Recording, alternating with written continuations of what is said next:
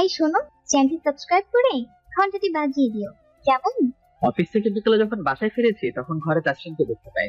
পুরো ঘর তন্ন তন্ন করে দিতে, কোথাও তাসরিনের দেখা পাই। তাসরিনের দেখা না পেয়ে বুয়াকে ডাক দিলাম খোঁজ নেবার জন্য। বুয়া, আয় বুয়া, তোমার আপামনি কোথায়? সাহেব, দুপুরে আপাই করতে জানি তাই তাইয়া ব্যাগটা গুছাইয়া চলে গেছে। কি বলছো এগুলা? তুমি জিজ্ঞাসা করনি কোথায় গেছে? হ্যাঁ সাহেব, জিগাইছিলাম। আপাই যাওনের সময় কইয়া দিছে তার বাপের বাড়ি যাইবো, আর নাকি এখানে আইতো না। আচ্ছা ঠিক আছে, তুমি যাও। বুয়ার কথা শুনে মাথাটা ঘুরতে লাগলো। আমার সাথে তো তাসরিনের তেমন কিছুই হয়নি, তাহলে কেন সে বাড়ি থেকে চলে গেল?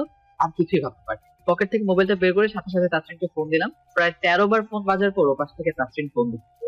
তাসরিন, কি হয়েছে তোমার? ফোন রিসিভ করছো না কেন?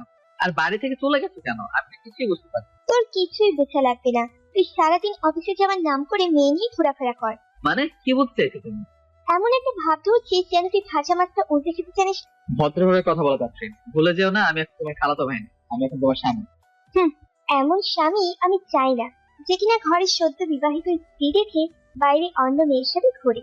মানে কি বলতে চাইছো তুমি? বলছি আর তোকে তোটাই তুই কার সাথে ছিলি? কেন, অফিসে ছিলাম। অফিসে ছিলি নাকি অন্য কোথাও ছিলি? অন্য কোথায় থাকবো? চুপ কর মিথ্যেবাদী। আমি শপিং করে বাড়ি ফেরার পথে নিজের চোখে দেখেছি তুই একটা মেয়ের সাথে বসে লাঞ্চ করছিলি। কেন? আমি কি দেখতে ওই মেয়ের থেকে খুব খারাপ? যদি খারাপই হয় তাহলে কেন আমাকে বিয়ে করলি? কেন বল?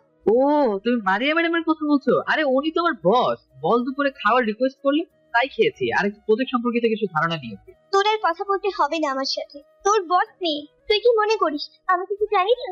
আরে উনি আমার বসের বড় মেয়ে, সেই হিসেবে আমারও বস।